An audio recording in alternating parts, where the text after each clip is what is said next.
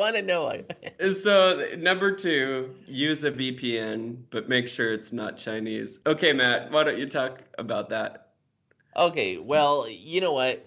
You asked me a couple podcasts back how I use my VPN. And, I said, well, I use it when I'm doing banking and I'm on a public Wi-Fi. And, I thought that was just about it. And then after you asked me that question, I really started paying attention to where I'm using my VPN. And to be honest with you, Dan, I increased how often I use my VPN. Cool. So just this week, I was traveling for work. So I found myself at the airport. Well, you know what? I needed Wi-Fi. I wasn't going to dip into that valuable data, but there is no way I was going to log on to an airport Wi-Fi without a VPN on. Smart. Yeah, No way. airport Wi-Fi's are the worst. The worst. In fact, when I logged into the airport Wi-Fi, my computer was like, "Are you sure? Are you sure? You sure? Are you really sure? This isn't secure. Are you sure? You sure?" And I was like, "Yep."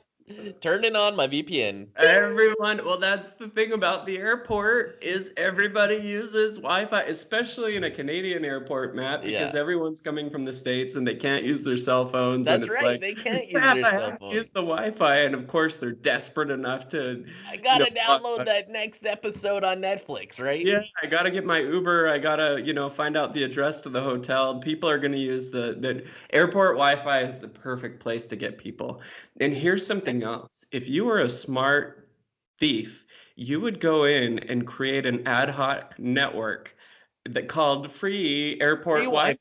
Wi-Fi. And people would log on to it thinking that it was, Yeah, Calgary Airport or Edmonton Airport, and they would log on and you could get all of their information. This is what a smart thief would do. yeah, or even just a semi-smart thief, right? How Like, easy is it to name your ad hoc network free Wi-Fi? Come and get it. you come It's and so get easy. it. Yes. Okay, so use a VPN. All right, the next thing that I think is really helpful is to use OpenDNS. Have you heard of that before? I have heard about it, but why don't you explain it? Yeah, it's really cool. So when you're on the internet, your computer uses DNS servers. So say, for example, if you go to google.com isn't actually google.com. It's like some numbers. It's like 203.84.5, but it's Right. too hard for us to remember all of those numbers. And so what a DNS server does is it finds the name of what you type in and links it to the number. But sometimes that process takes a long time to do and it slows down things.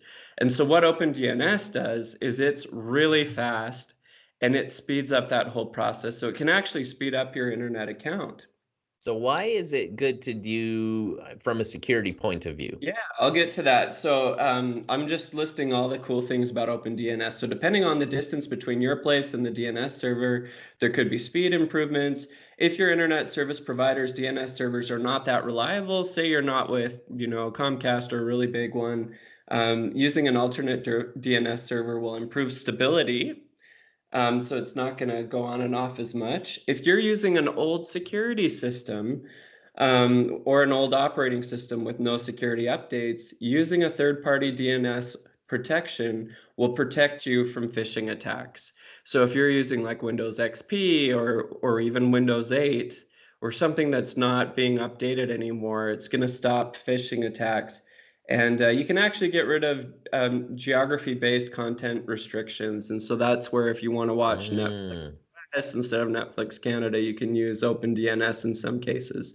So is OpenDNS free It or is. are there It's providers? Yeah, so OpenDNS, if you ever go to a library or if you're on your company's computers at work, you'll probably notice that they're already using OpenDNS.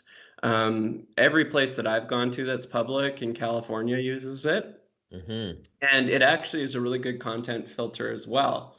So you can put on filters of any kind on it, and people using your system can't access drugs or whatever you want to. I've used it for protecting my family, right? So I've Oh, used it at home. I've used OpenDNS directly through my router, just to prevent my kids from accidentally or purposefully going to certain websites, right? But the cool thing about it, though, is it makes your computer faster too, so it's not slowing anything down. So from a security perspective, it just gets rid of some of the phishing attacks and is a really great thing to add on to your router, which is what you had already said. So is Yeah. it a replacement for a VPN?